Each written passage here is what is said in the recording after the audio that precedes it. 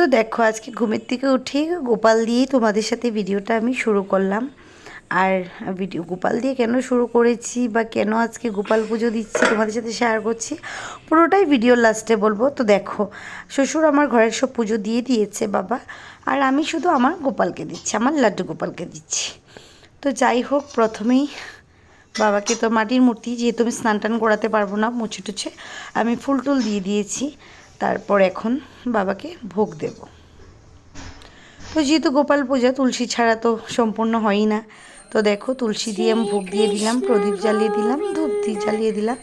এখন বাবার আরতি শুরু করবো। আর আমার ঘরে পুজো দেওয়া কমপ্লিট, মানে আমার শ্বশুর দিয়েছে, আগে তো বললামই। আর এখন আমি শুরু করব আমার গোপাল পুজো।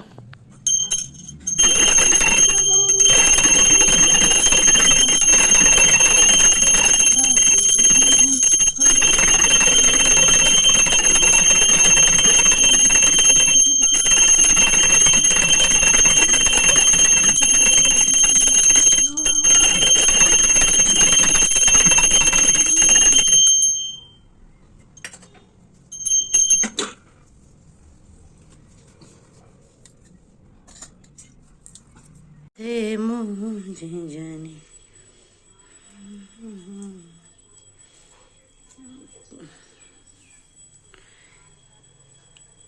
খানো চিনা।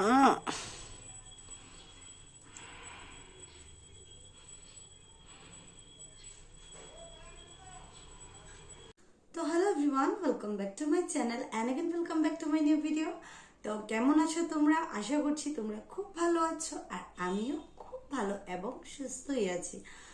তো তোমরা জানোই আমার 5 মান্থের প্রেগনেন্সি চলছে। আর আমার প্রেগনেন্সি যখন এসেছিল, আমি 2 মান্থই, তো সবাই বুঝে না, তো আমি তখনই বাড়ি চলে গিয়েছিলাম। আর এখন আমার 5 মান্থ কমপ্লিট হবেই। তো আমি বাড়ি চলে গিয়েছিলাম, মানে বাপের বাড়িতে, যার জন্য আমি বেশি ব্লগ বানাইতে পারিনি। আমার শরীরটাও একদমই ঠিক থাকে না এই টাইমটাতে। তো আর আজকে আমি বসে গেছি তোমাদের সাথে আমার প্রেগনেন্সি কিছু রিপোর্ট শেয়ার করব। তো আমি আমার আল্ট্রাসাউন্ড রিপোর্টটা তোমাদের সাথে শেয়ার করব।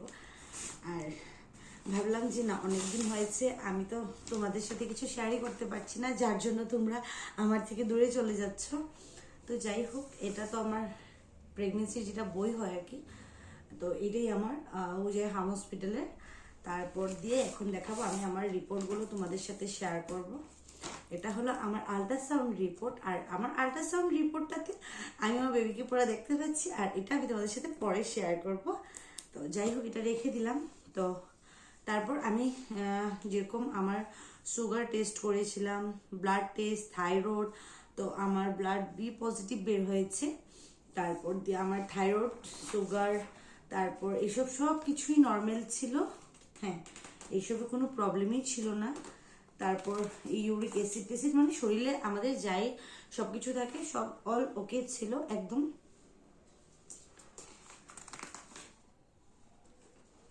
তো হ্যাঁ, এই যে আমার আল্ট্রাসাউন্ড রিপোর্ট, স্পেশালি আমি তোমাদের সাথে এটা শেয়ার করবো বলে আজকে এসেছি।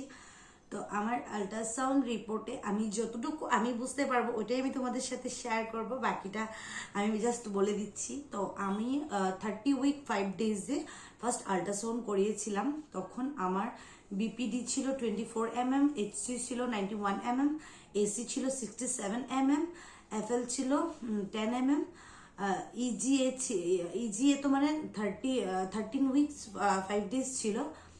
আর ইএফডব্লিউ এটা আমি জানি না, এটা ছিল 67 প্লাস মাইনাস 10 গ্রামস। হ্যাঁ, তো তার মধ্যে দিকে আমার বেবির হার্টবিট ছিল, যেটা আমি 13 উইক 5 ডেজে আমি যেটা আল্ট্রাসাউন্ড করেছিলাম, ওটাতে আমার বেবির হার্টবিট ছিল 162। তো অনেকেই বলে যে হার্টবিট বেশি হলে ছেলে হয়, কম হলে মেয়ে হয়। তো আমার তাতে কোনো আপত্তি নেই, আমার ছেলে হোক মেয়ে হোক যাই হোক, শুধু ভগবানের কাছে এটাই প্রার্থনা করব যে ও যেন সুস্থভাবে এই পৃথিবীতে আসে, একদম সুস্থ সবল থাকে, তাই আমি চাই। তো প্রেগনেন্সিতে যে শরীরটা সত্যি কথাই খুব খারাপ থাকে, আর যে ব্লগ বানাবো এরকম কোনো পরিস্থিতি থাকে না। আর যারা প্রেগনেন্সিতে যে যে ব্লগাররা কন্টিনিউ ব্লগ দিতে পারে, ওদেরকে তো আমি স্যালিউট। কারণ শরীরটা সবসময় ঠিক থাকে না, এই মাথা ঘোরানো, এইটা এই ব্যাক পেইন, মানে কিছু না কিছু লেগেই থাকে। তো যাই হোক, আমার এত কিছু প্রবলেম ছিল না, কিন্তু আমি মোটামুটি বিজি থাকতাম, যার জন্য আমি মানে সময় দিতে পারতাম না। আর আমার যেটা আমার ব্লাড, আমাদের মানে ব্লাড থাকতে হয় ওই আই থিঙ্ক 10-এর থেকে 15 অবধি থাকতে হয়। তো আমার 12 আছে ব্লাড, আমার ঠিকই আছে শরীরে। আর আমার অল ওকে, মানে আমার কোনো জিনিসেরই প্রবলেম নাই, আমি সুস্থই আছি, যার জন্য আমি মেডিসিন এত আমার খেতে হচ্ছে না। আমি আয়রন ক্যালসিয়ামটা খাচ্ছি আর বাকি টুকটাক কিছু মেডিসিনগুলো খাচ্ছি। তো চলো, আর এই যে আমার যে আল্ট্রাসাউন্ড রিপোর্টটা আমি যেদিন দেখেছি, সত্যি আমার খুব ভালো লেগেছে। আর আমি এটাই বলবো যে প্রত্যেকটা নারী যেন এই খুশিটা পায়, সবার জন্য এই খুশিটা পাওয়া খুব দরকার, বা ভগবান যাতে সবাইকে এই খুশিটা দেয়। তো চলো, ভিডিওটা যদি ভালো লেগে থাকে, do like, comment, share and subscribe. দেখা হচ্ছে নেক্সট ভিডিওতে, বাই। আর এই ভিডিওটার মাধ্যমে আমি আর একটা কথা তোমাদের সাথে শেয়ার করব, যে আমি লামডিং এসেছি, জাস্ট কিছু রিচুয়ালস আছে আমার শ্বশুর বাড়িতে, যেটা 5 মান্থে হয় আর কি। ওই পঞ্চামৃত খাওয়ায়, জানি না এটা কার কার আছে, আমার বাপের বাড়ি নেই কিন্তু আমার শ্বশুর বাড়ি আছে। তো আমি তার জন্য এসেছি, আর আমি আবার চলেও যাব ঘরে বাপের বাড়িতে।